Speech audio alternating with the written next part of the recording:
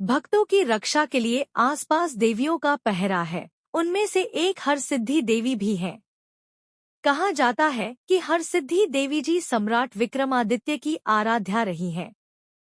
इस स्थान पर विक्रम ने अनेक वर्ष पर्यंत तप किया है। मंदिर के पीछे एक कोने में कुछ सिर सिंदूर चढ़े हुए रखे हैं। ये विक्रमादित्य के सिर बतलाए जाते हैं। विक्रम ने देवी की प्रसन्नता प्राप्त करने के लिए 11 बार अपने हाथों से अपने मस्तक की बलि की, पर बार बार सिर आ जाता था। 12वीं बार सिर नहीं आया। यहाँ शासन संपूर्ण हो गया। इस तरह की पूजा प्रति 12 वर्ष में एक बार की जाती थी।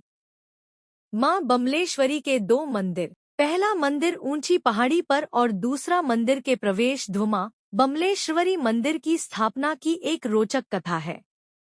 प्राचीन काल में डोंगरगढ़ को कामाख्या नगरी के नाम से जाना जाता है। वहां पहले राजा वीरसेन का शासन था।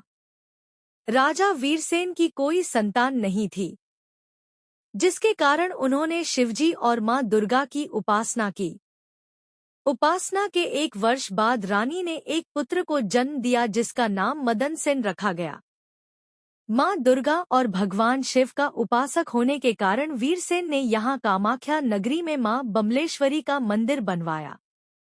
इसके बाद राजा मदन सेन के पुत्र कामसेन ने यहाँ शासन किया। कामसेन के दरबार में नृत्यकला में प्रवीण कामकंदला व अलौकिक संगीतज्ञ और मधुर गायक माधवनल थे। दोनों के बीच अथाह प्रेम था। परिस्थितिवश माधवनल को कामाख्या नगरी का त्याग करना पड़ा। माधवनल कामाख्या नगरी से सीधे उज्जैन के राजा विक्रमादित्य के पास पहुंचा और उन्हें अपनी करुण कथा सुनाई। कथा सुनकर राजा विक्रमादित्य ने कामाख्या नगरी पर आक्रमण कर दिया। कामसेन और विक्रमादित्य के बीच भयंकर युद्ध हुआ। युद्ध में राजा विक्रमादित्य विजयी हुए।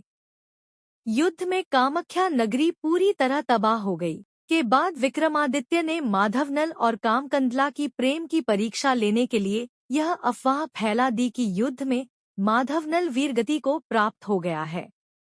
जैसे ही यह समाचार कामकंदला को मिला, उसने एक तालाब में कूदकर अपने प्राण त्याग दिए।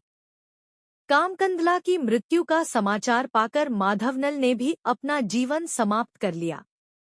राजा विक्रमादित्य को जब यह समाचार मिला तो उन्हें गहरा पश्चाताप हुआ। उन्होंने मां बगलामुखी की आराधना शुरू कर दी, लेकिन माता ने दर्शन नहीं दिए। इसके बाद राजा विक्रमादित्य भी अपने प्राण त्यागने के लिए तत्पर हो गए। इसी समय मां बगलामुखी ने राजा को दर्शन दिए। वरदान मांगने पर राजा ने कामकंदला और माधवनल का जीवन और मां बगलामुखी के कामाख्या में ही निवास करने का वर मांगा। तभी मां बगलामुखी साक्षात रूप में यहाँ